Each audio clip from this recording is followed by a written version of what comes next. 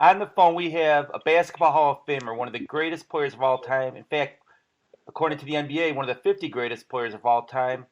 Basketball Hall of Famer, former Boston Celtics, Sam Jones. How you doing this morning, Sam? I am doing fine. It's wonderful in Chicago, especially when you come from Florida. you came up north for the snow and stuff, things like that? It's not the snow. It's just the cold weather. It's hard to breathe without a mask over your nose when you're not used to this type of weather. I thought you were used to it all those years playing in Boston. But you understand, we played indoors. It was not like we played outdoors. So I was not exposed to that type of weather except for maybe 20 minutes at the most. So I felt very, very comfortable in Boston. Had it been football or something like that, it would have been different. Okay. I see you grew up in North Carolina and you went to North Carolina Central. Did you have any opportunity to go to North Carolina State or North Carolina? Come on, please. First of all, I'd like to ask, what state were you born? Illinois. Okay, it's a different part when you're below the Mason-Dixon back in the 50s, the 40s and the 50s, is that all the schools in the south of Washington, D.C., was mostly segregated. And so black kids could not go to any of the white colleges during that time. So evidently there was a time that maybe somebody might have wanted me, but they could not use me because of the fact that I was a black man. And so we just couldn't go. So we had to choose a black college in those days in the South. Now, at that time, some schools did take African Americans, like some Big Ten schools. Did anybody from the North? Oh, they stopped right there. The Big Ten schools. In fact, I'm trying to think of a fellow who came from South Carolina who went to the University of Illinois as a football player, knowing very well. But as you get older, you forget the names. But he came from Columbia, South Carolina, and went up to Illinois to play, and he was a great football player. I think there was a guy by the name of Jesse Jackson who did that. Jesse Jackson was not a good football player. Let's face facts. Well, if you listen to him, he was. Just because he's Jesse. Yes, Jesse's always going to put himself out front. But I happen to know the country preacher very well. He was born in Camden, South Carolina, and he left Illinois because he wasn't that good.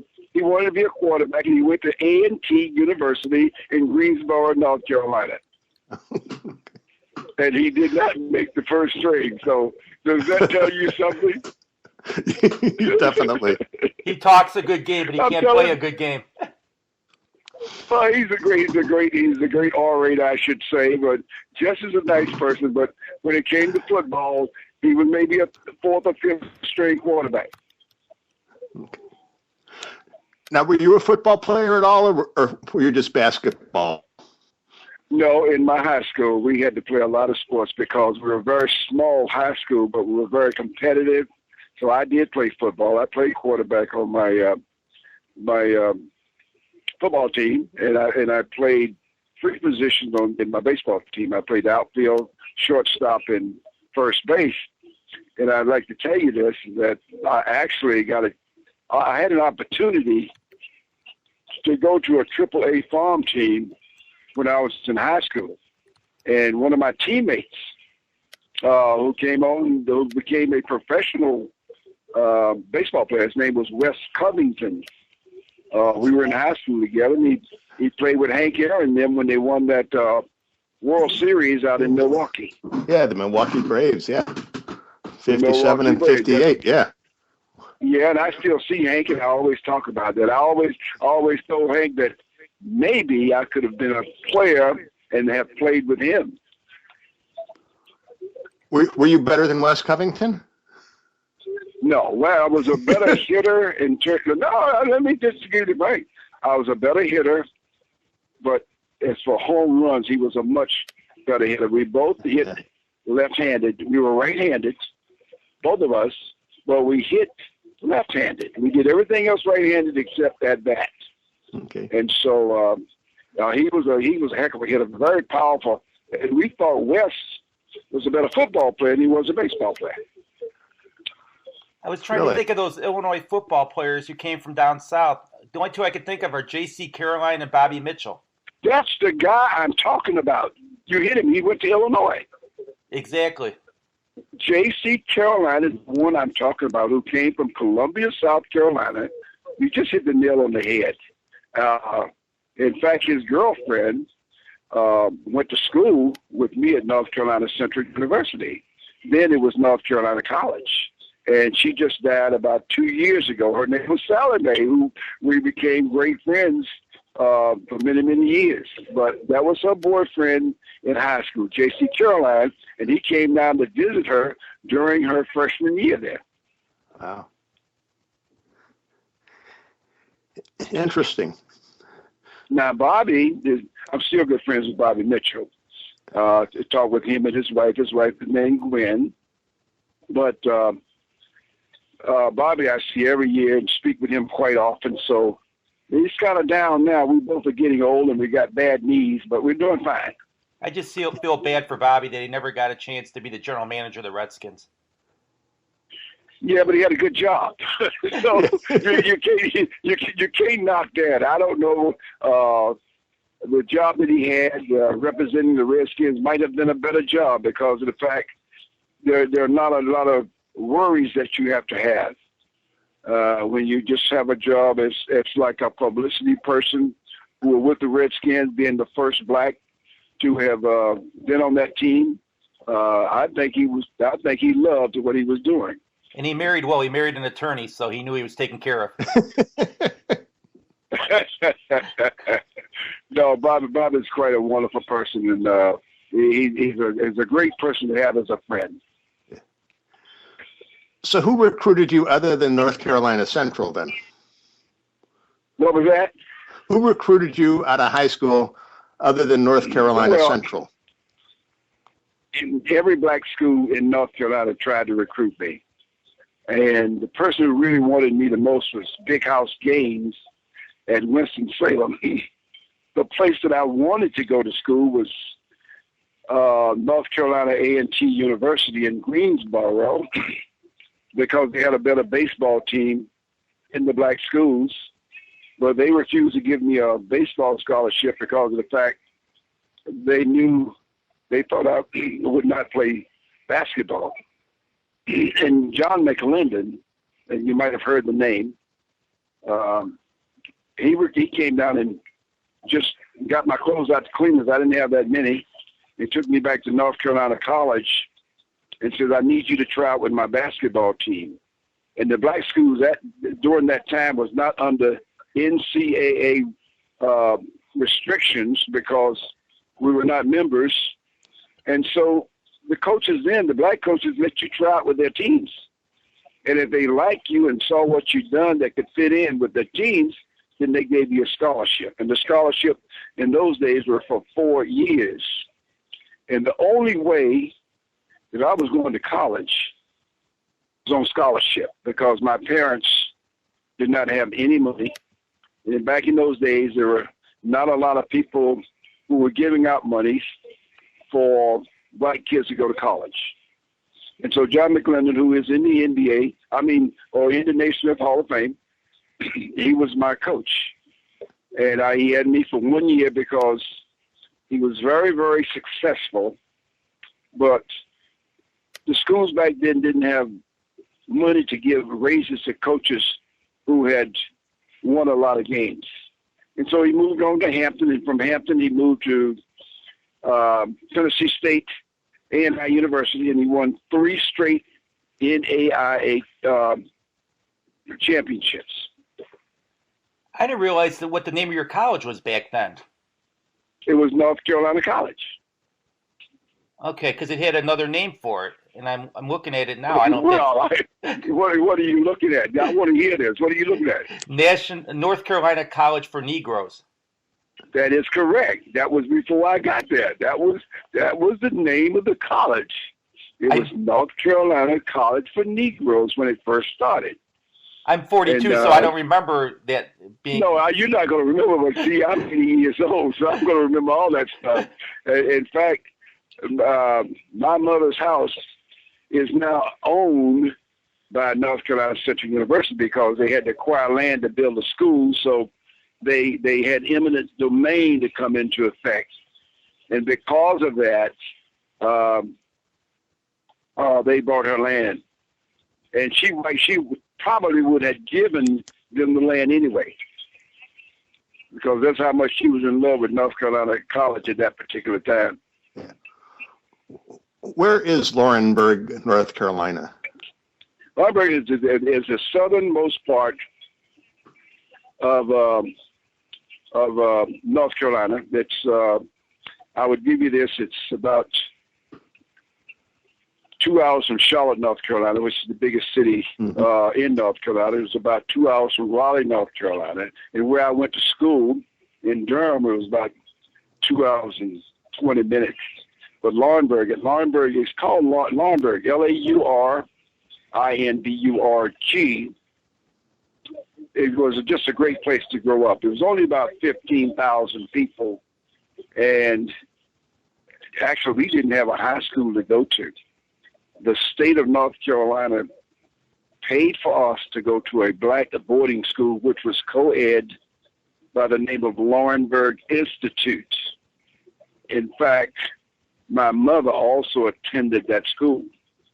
And by them refusing to build us a high school, they paid for us to go to a boarding school, which really was a great thing for us in North Carolina, because we got a chance to meet a lot of people from the northern parts of the United States, at least the eastern part of the United States and the northeastern part, and also the southern states. I met a lot of kids from New York City, from Boston, Massachusetts, from Pennsylvania, New Jersey, Chicago, Illinois, South Carolina, and even as far as Key West, Florida. Wow. And I had never heard of Key West, Florida back in those days. But since it was co-ed, it gave us it's a lot of diversity there, and you just a learning experience, because now you're with people you've never met before, and people who are trying to get ahead, but we have remained friends until this day. I graduated in 1951, but we started there in 1947. I even went there before because we had to go to middle school also. But you're not the most famous alumni from that school. I'd probably say, what, Dizzy Gillespie? Well, he was the first. Jimmy Walker, who I sent there from Massachusetts, who became the #1 draft choice, I think back in 1967 in the NBA. He was drafted in the #1 draft in the first round by the Detroit Pistons. Charlie Scott, who was the first black to integrate the University of North Carolina, he also went there. So we had some great athletes, but we've also had some other people who came out as doctors, which was just amazing because of the fact that you go back and you talk about Brown versus the Board of Education. The United States wanted to say that it was separate but equal. Well, it was never equal. It was separate, but it was never equal. But because you could look at the equipment they had, we could look at the libraries they had, and we never had anything to come up even standard to the quality of stuff that they had. Yeah. Yeah, that decision I don't think came along until 1954, by which time you were well into college. Yes, and I even had 2 years in the Uncle Sam's Army. They call it the Korean conflict. And what is a conflict when you're having bullets that are shot at men? Yeah. It's just unbelievable. Yeah, it was a war that was not declared a war, but Well, yeah, I don't give a shit. If it's not declared a war, why are we there? Yeah. these are the people that sit back and make rules, and you're supposed to carry out the rules. But the rules of engagement also are not fair, because there are some places that we could not bomb, and I don't know why we couldn't bomb a place if you were having a conflict and they're shooting back at you. And the people who are making those rules, and we have to implement those rules, it's just not fair. Put them in the same place that we are and see how they think. Oh, exactly. A conflict is the Lakers-Celtic games back in the day, not when you're fighting with guns. Well, I've had my nemesis with the Lakers, too. I just spoke to Jerry West yesterday, and he was my nemesis. And I told him how much I hated him once he put on that purple and gold uniform. But after the game, we were the best of friends. And those are the type of things that happen. Now, after you got out of the military, you went back to school, and you had the chance. You had the chance to go to the Minneapolis Lakers, but you opted not to. Well, first of all, I had met Bobby Leonard, who was in service, who had already played with the Lakers, and met Frank Ramsey, who was my teammate later on, who had already played with the Celtics. And I met Al Bianchi. He was also in the service, who had played with the Syracuse Nationals. And Bobby asked me if I would like to play professional basketball. And I said, I haven't even thought about it. They said, well, I'm going to call. And the fellow's name was John Kundler, who was the coach and general manager of the Lakers. So Bobby called him. And while I was in the service, I was actually drafted by the Lakers.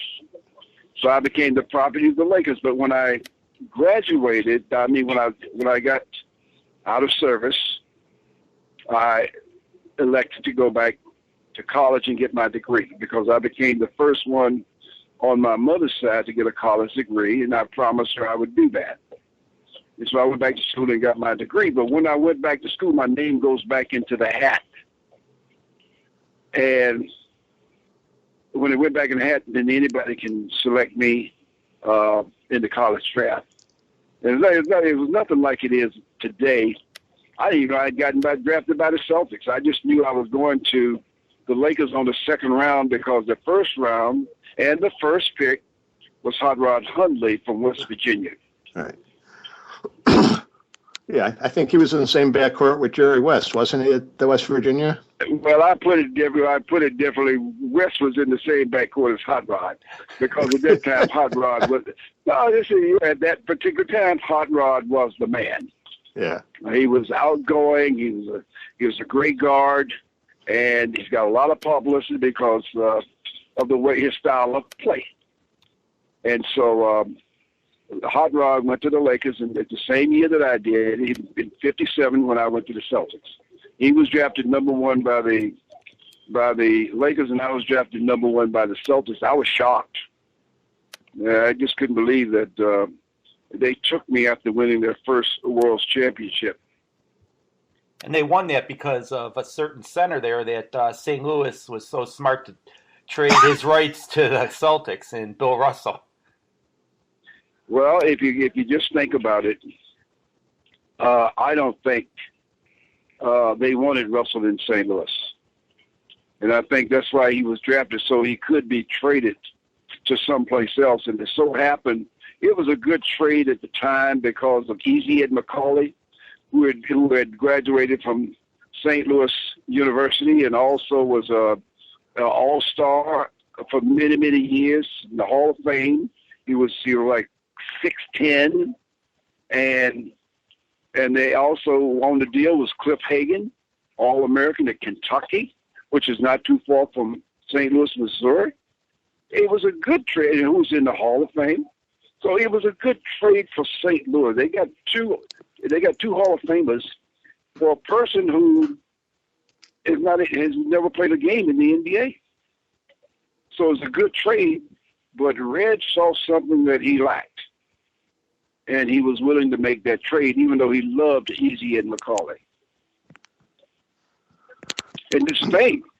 They both played for Celtics. Bill Fagan and Easy had actually played for the Celtics. No, you're right about that. I mean, Elliott grew up in St. Louis. He remembers those games. Yeah, I grew up in St. Louis, and I can remember when the Hawks drafted him, and then they traded him in. And the word from the Hawks was they didn't want to wait till after the Olympics were over because Bill Russell was participating in the Olympics. But I thought that was sort of dumb. You knew the Olympics were coming when you drafted him, so maybe it was racially motivated. I don't know. Now that part I've never spoken to him about. In fact, he's here. We had dinner last night together. But this is something that we've never even spoken about. He was going to play at the Olympics. Russell had actually made the Olympics in 2 sports. He finished 3rd in the high jump.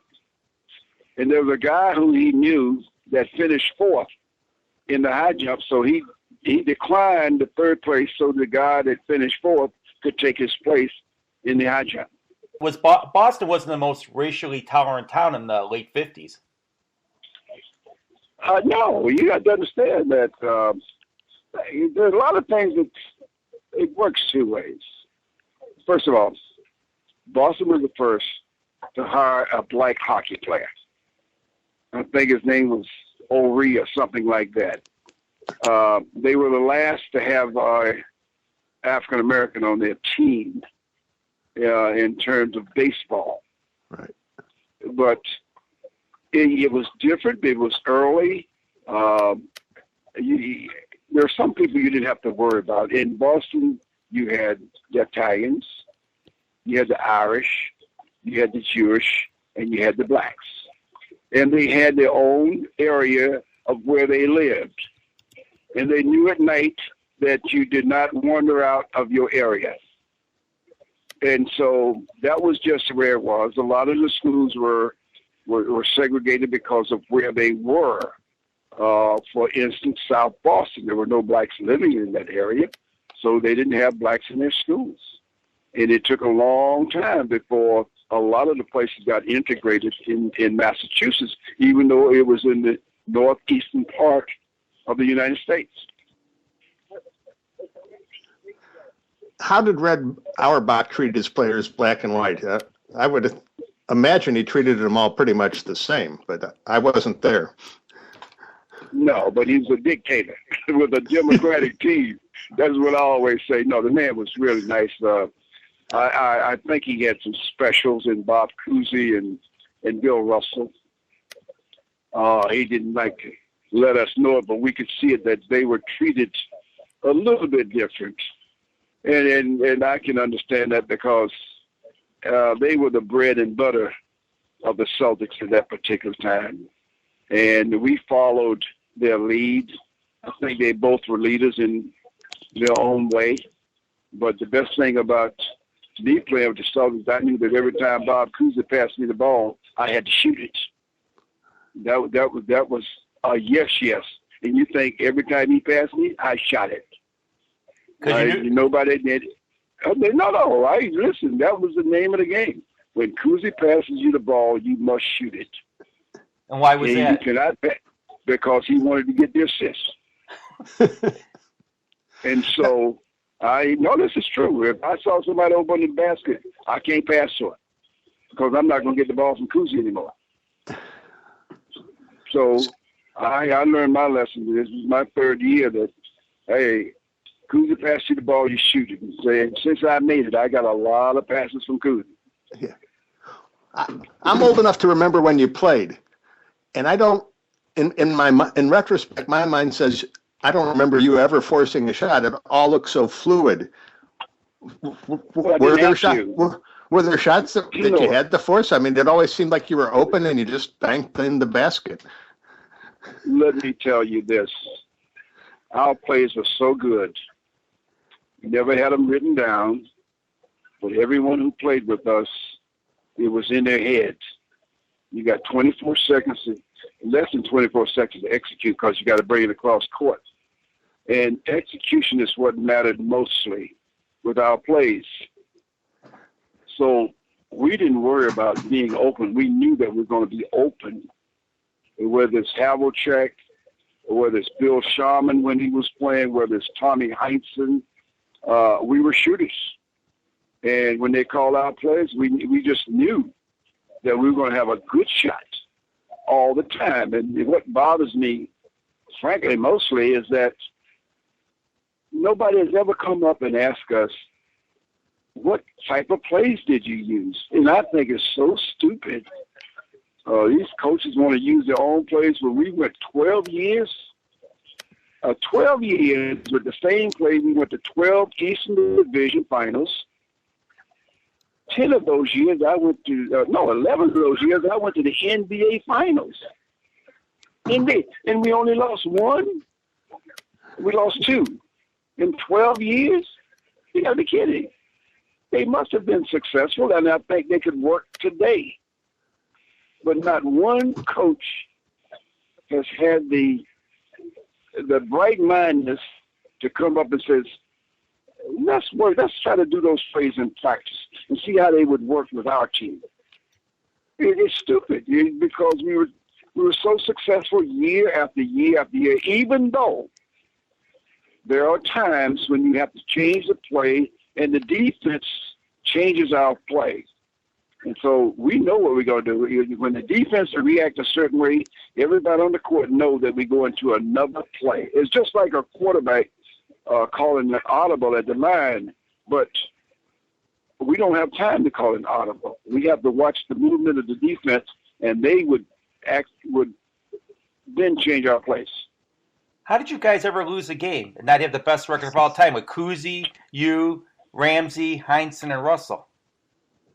Well, see, I don't say that. I disagree. I came in a league when we had 8 teams. I came in when there were 11 people on each team. That's 88 of the best players in the United States because we didn't have a lot of foreigners. And that's why I only remember one foreigner on the team. He was named Swede Holbrook, who was from Sweden. And he was a 7-footer, played with the Syracuse Gnats. That was the only foreigner on the team. But it was like not having home court advantage because every team was very, very good. And so I don't think that we had the best team on the floor. I'll never say that. I think we had a team that was very unselfish and did not worry about how many points somebody else made as long as we got a win. Because there were other teams who were just as good as we were. And at that particular time, I think all the teams were good. Did the Boston fans take immediately to the idea of Sam Jones and Casey Jones in the backcourt taking over for Cousy and Sharman? We don't like to think about that. We do it a different way.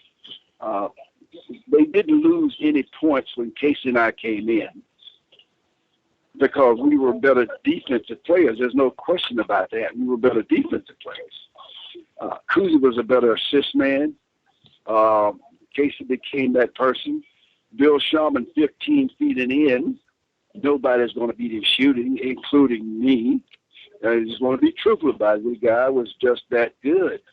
And so we had to go in and try to perform as well, if not better, and nobody was jealous of each other.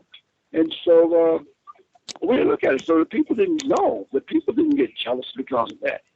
In fact, I think they liked what we did. How did Red Auerbach take it when Bill Sharman went to the Lakers? I mean, did he kind of think of him as a traitor here? Because, I mean, I know Bill loved to beat the Celtics. Well, no. Bill Russell loved Bill Sharman. There's no question about it. Oh, no, not Bill Russell. Red Auerbach with Bill Sharman going out to L.A. No, a fellow must better himself. Now, you got to understand, he was not with the Lakers during our tenure. Think about that. When Russell and I played, he went and coached in college at the time that we were playing because I got a chance to play with him for 4 years, and it was 4 gratifying years because I learned from Bill Sharman. And the only thing I didn't like about Bill Sharman, he liked to shoot around before games. And he invented the shoot around.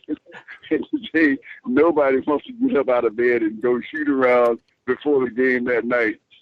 And I'll never forget the big thing is when he was coaching the Lakers with Wilt Chamberlain, and he had a shoot around, and Chamberlain didn't show up, and he sent one of the kids back to tell Chamberlain to come down and get on the bus. And Chamberlain said, "You go tell Coach Sharman he can get my points at shoot around, or he can get my points at the game tonight. Which one does he want?" I thought that was pretty good. But no, I don't think Red was angry at Bill Sharman for doing so. Because if you think about it, Bob Cousy later on went to the Cincinnati Royals. Right. And if you can remember that, he became the coach of the Cincinnati Royals. Yeah, he was a player coach for a while. Yeah, he was.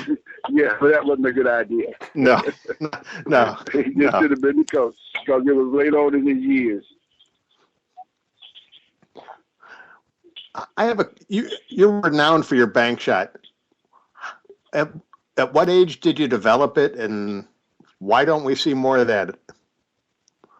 Well, the only person I know who really taught that was John Wooden at UCLA, and he had his people to shoot off the backboard at every practice, and they could do it quite well.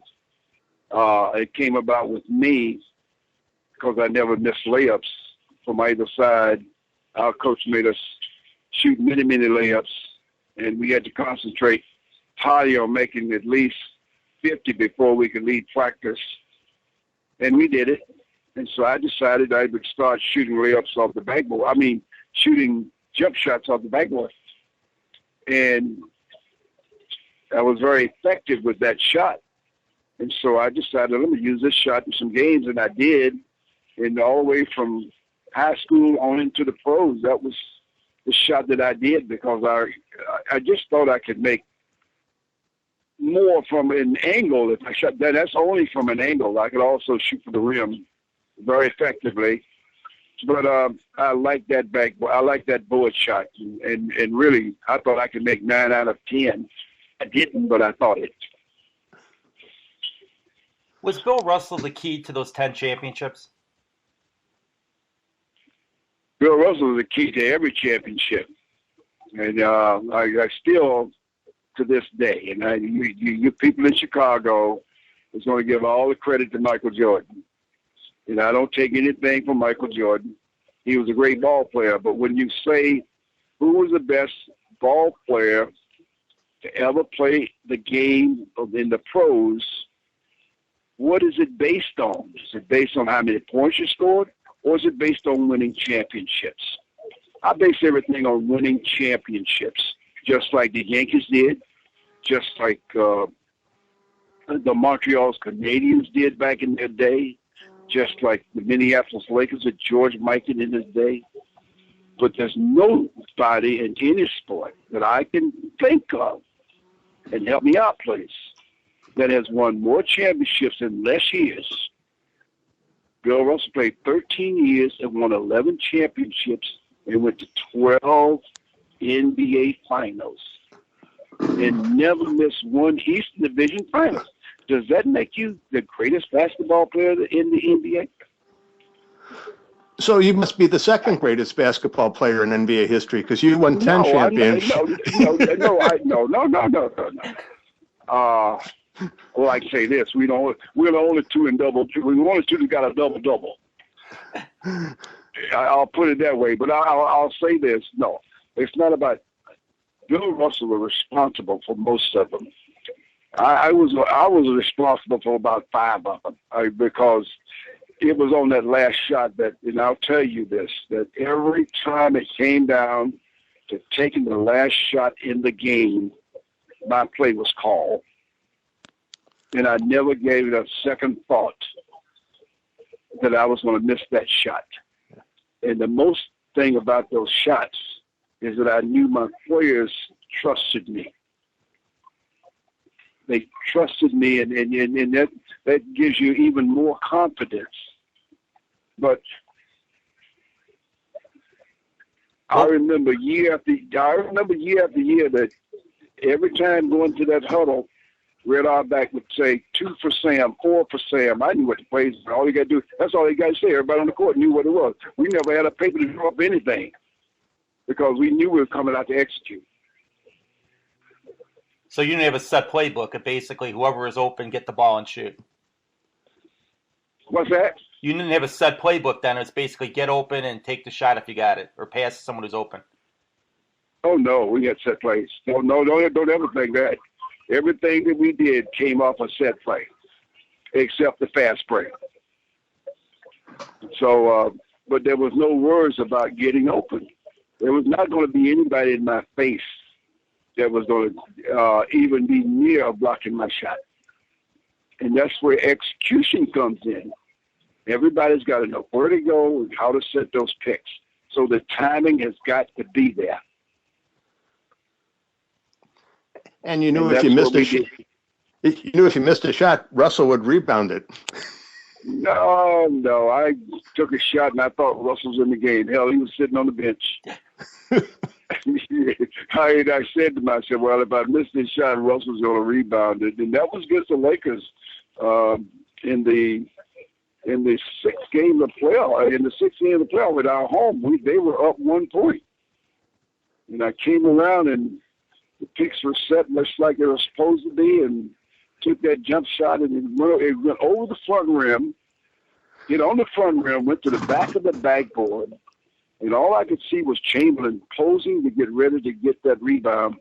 The ball fell in. So we won by 1 point, and we went on out to beat the Lakers in the 7th game of the playoffs when nobody thought we could win, and that was my last year, and unbeknown to a lot of people, that was Russell's last year also. Who gave you the hardest time to play against, guarding you? I didn't worry about anybody guarding me. As I told you, I spoke to Jerry West yesterday, and he was my nemesis. And Oscar Robertson.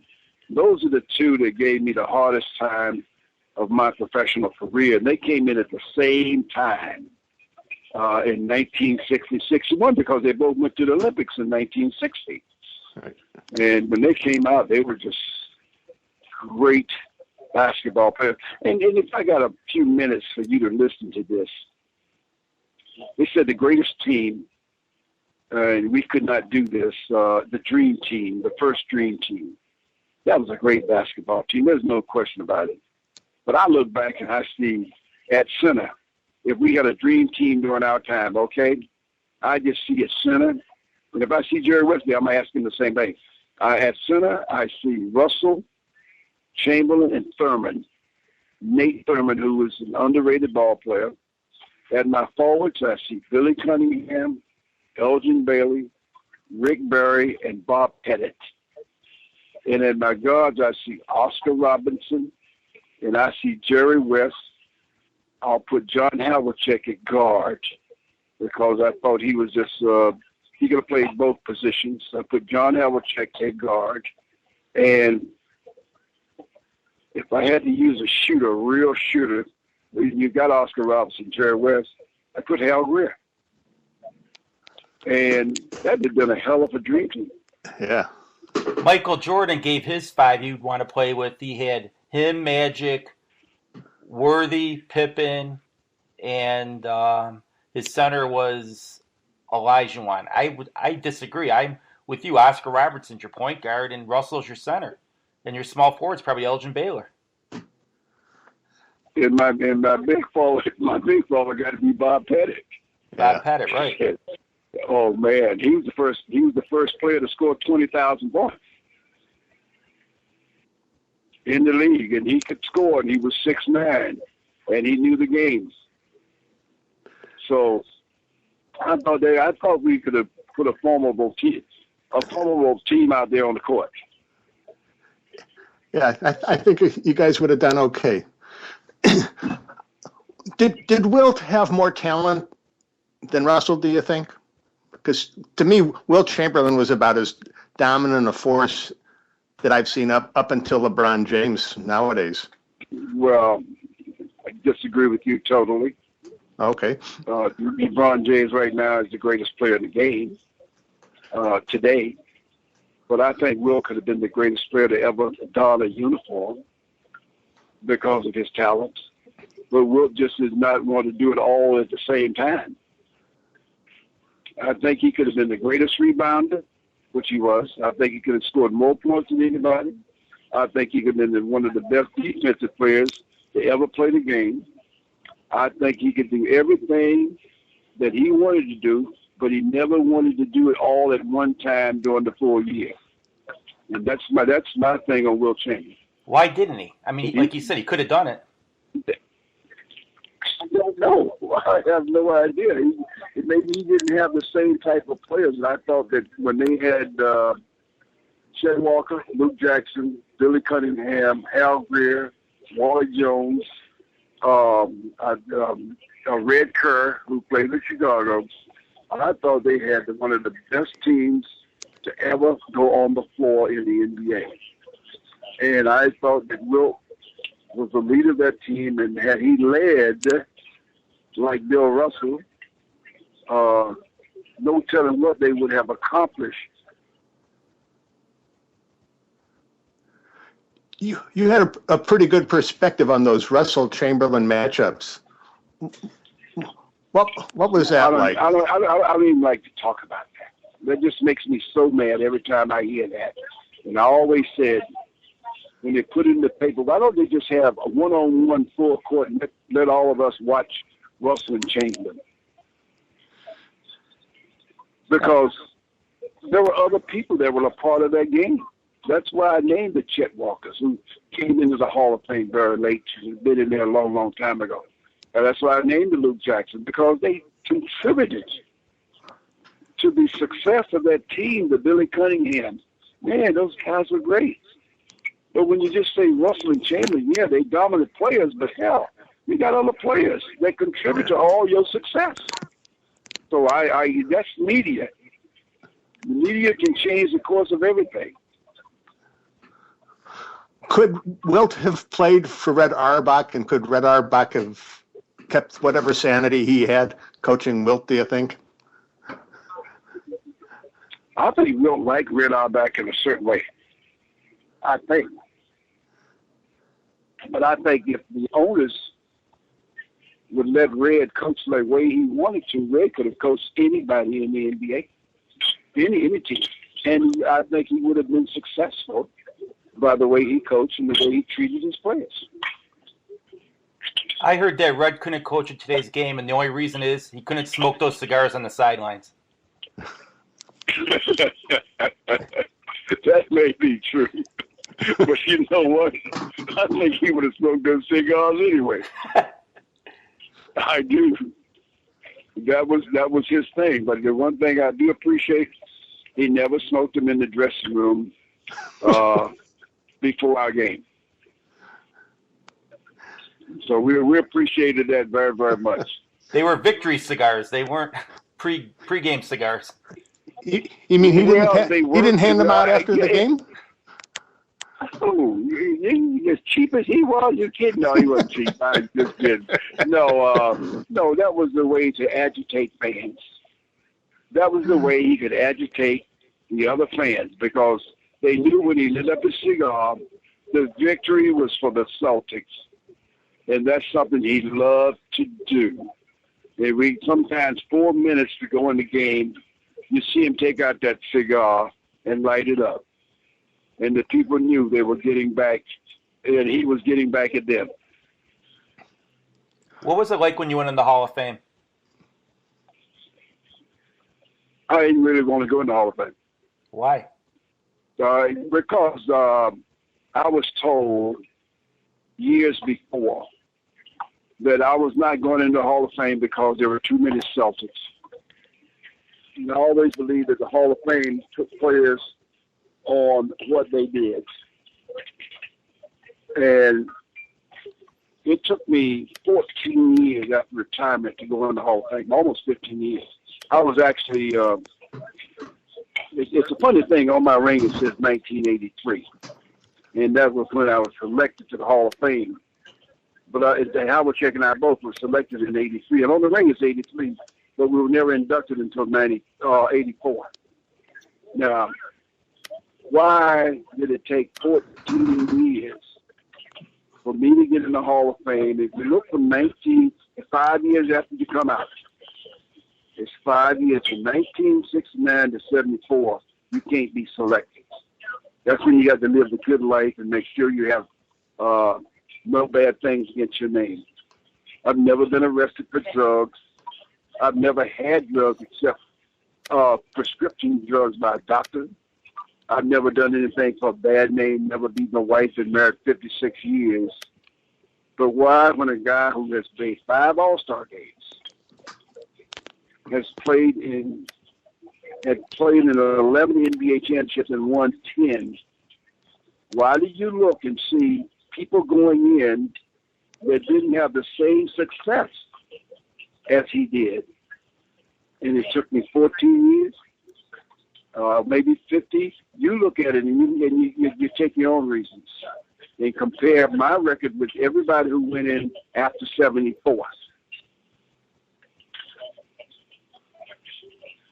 You know, you had made 5 All-Star games too. It's not like, okay, here. Yeah, it doesn't make a difference. It doesn't make a difference. Just the championship should have been enough. Right. Without even counting anything else. There's nobody even close there's nobody who has played with one team. And I say one team as great as, and I take nothing away, Phil was with Chicago and LA. As great as he was, I don't think he could accomplish the same thing Red Auerbach did with Michael Jordan all the way through for 12 years with that team and changing personnel the same way as Red did. Phil inherited great teams. When he left and went to L.A., and you're going to get Jabbar, and you're going to get Michael, and you're going to get Worthy, you know, that's three great players right there in itself. So he had a chance to inherit young people. Red had to do it with the same people year in and year out. And it does make a difference. Yeah. No, you're exactly right. I mean, you had a couple other Hall of Famers in that team we didn't even mention. Bailey Howell, Clyde Lovellette. You're doggone right. Oh yeah, but you see, we put them in the group with us because they were, once they put on that green, they were Celtics. And even Don Nelson. Now he went as a coach, but he contributed very well to our team. Well, you were named as one of the NBA's 50 greatest, so that sort of validates. That doesn't mean that. You know what? That means a lot to you. Why 50 greatest? They could have put a lot of other people. Even though I'm one of them, there was a lot of people they overlooked. Alex English, things like that. They just overlooked, and that was bad. There was a lot of people who did not make it, and that I thought should have been on. I won't call names, but hey, who did it? Did the players? The players did it. So if the players did it, that's fine. I can accept that. And it was great though when they had the 50 greatest, and they were all there except for the one who or two. One of them was sick, and then you had Pistol Pete Maravich had passed away. Well, Pete could have been even a greater player, but after finding out that he had a bad heart, I said, my gosh, how good could that guy have been? So yeah, Maravich deserved to be on that 50 greatest. We just got to get you the Medal of Honor like Bill Russell got, and Ernie Banks just got last week. Well, it's not the Medal of Honor; it's the Freedom Medal. It's the Freedom Medal. In fact, Hank Aaron just got it. Oprah Winfrey just got it, and who else was somebody from the St. Louis Cardinals? Was it the second baseman or somebody? Stan Musial got it in 2012. No. This is after Stan Musial. Who was the guy who would do the jumping jacks? Oh, Ozzie Smith. Do the flip. Ozzie Smith. I think Ozzie Smith. Yeah, I think he got it. There was somebody who was just honored along with Oprah, and Bill Clinton was honored. Yeah. he got it all sorted. With that group, there was about 15 people, and I think that I know Hank Aaron was one of them. It's the Freedom Medal, not the Medal of Honor. A Freedom Medal. Yes. Medal of Honor is if you fought in the war. Hey, you better believe that you don't get lightly. No. Now, in recent days, there's been a lot of talk about the 50th anniversary of the assassination of John Kennedy. What was it like in Boston at that time? Well, we happened to be in Philadelphia. Like they say, you'll never forget where you were at the time in 1963, November 22nd, when John F. Kennedy was assassinated. What is outstanding, in February of that year, we all had been to the Capitol and visited with President Kennedy at his Oval Office. And met him, and being from Boston, he was from Massachusetts. It was a great honor for him. And the only guy we couldn't find was Bill Russell, so he missed out on the photo, which we have.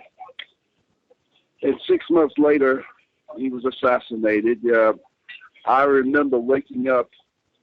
We had an evening game with the Philadelphia 76ers. I remember waking up, and I'm hearing Walter Cronkite saying the president had been shot in Dallas. And I said, oh, that's not true. And I pulled back the shades. It was still light outside. And it said, and they have taken him to Parkland Hospital. I was getting in with the motorcade. So they got to be kidding me. And then the next thing I hear that the president had died, and they were going to swear in Lyndon Johnson. And so Red Auerbach had the trainer to make the call and says, we're going back to Boston. We're not playing.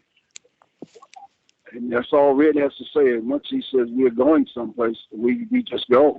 And so we went back to Boston. We refused to play the game that night. And I think the commissioner at that particular time, I think it might have been Walter Kennedy. He just had to go along with the program. And that's the power Red had back at that time. Well, I think he did the right thing, whether they liked it or not. But when you lose your president, who we thought was doing a lot of civil rights at the time, a sort of liberal president, I mean, you really got to see what he did. And there's a lot of Republicans who did a lot of things for blacks too, but he was really into the civil rights and the movement. And so we were making some advancements, and there could have been a conspiracy. I don't know. They're still talking about it to this day, 50 years later. So I really don't know. Yeah. I was hoping 50 years later, all that sealed stuff would come out and everything would be perfectly clear. And there were facts that people didn't know 50 years ago that would shed light on everything. And well, there are some things that Lyndon Johnson put in that can't be open until 2020, which is 7 years from now. I'm trying to live for 8 years because I want to know what he put in those papers. Yeah. So I'm battling myself to get in the 8 years. So that means I would have known what was ever he put in that cannot be opened until 2020. Just have Bill Russell talk to our President Obama, and find out what's in there and tell you. I don't know if we can do that or not. He's a big basketball fan, President Obama. I think he'll do it for Bill Russell. They're very good friends. It's a wonderful thing.